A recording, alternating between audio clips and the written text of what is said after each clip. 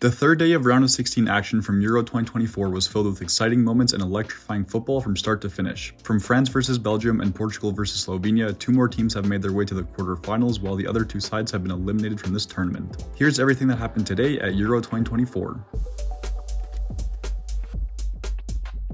The first match of the day would see France take on Belgium in Dusseldorf. There isn't very much to say about the first half of this match as it felt like genuinely nothing happened. Of France's 9 shots, only 1 hit the target, and of Belgium's grand total of 1 shot, that would also miss the target. It truly felt like a stalemate going into halftime at 0-0, and it would take a turnaround for both sides to spice things up in this lackluster match. The second half would be more of the same as neither side could come up with anything that would put the ball into the back of the net. Both sides were starting to take more shots as the game approached full time, and with 5 minutes to go, it would be France who would make the breakthrough. After a great pass from N'Golo Kante that split the Belgian defense, it would be Randall Kolo Muani's slice shot that would deflect off the knee of Jan Vertonghen and into the back of the net, giving France a 1-0 lead in the 85th minute. That would be the first and last great chance of this match, as France would come away with a spot in the quarterfinals, while Belgium would see their disastrous tournament come to an uneventful end. France will go on to face the winner of the Portugal versus Slovenia matchup in 4 days' time, in a game where the French side will have to be much better in order to advance in this tournament. The second match of the day would see Portugal face off against Slovenia in Frankfurt. Portugal would dominate possession in the first half, but Slovenia's backline would do a solid job containing the opposition's chances. Both teams were having trouble getting shots to land, and after an uneventful first half, the match would go into halftime at 0-0 with each side having just 1 shot on target. The second half would be much more of the same, as Slovenia were trying their hardest to score on the counterattack, but to no avail.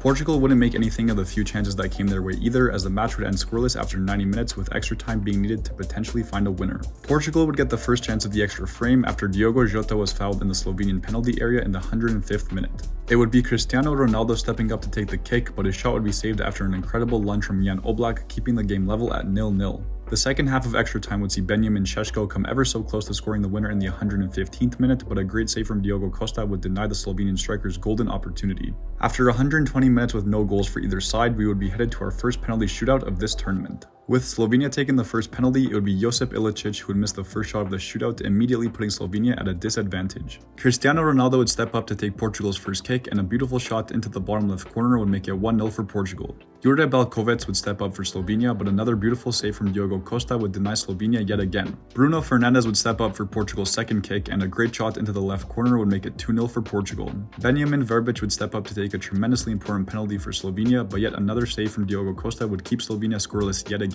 It would be Bernardo Silva who would step up to take the decisive kick, and without hesitation he would be Jan Oblak on the right side, giving Portugal an enormous 3-0 win on penalty kicks. Portugal's efforts would be rewarded with a spot in the quarterfinals, while Slovenia's incredible run at this tournament would come to a heartbreaking end. Portugal will now go on to play France in 4 days' time in a match that will have huge effects on the rest of this tournament. After 2 exciting matches at Euro 2024, this is how things stand. Belgium and Slovenia have been eliminated from the tournament, meaning that only 10 teams remain in the competition.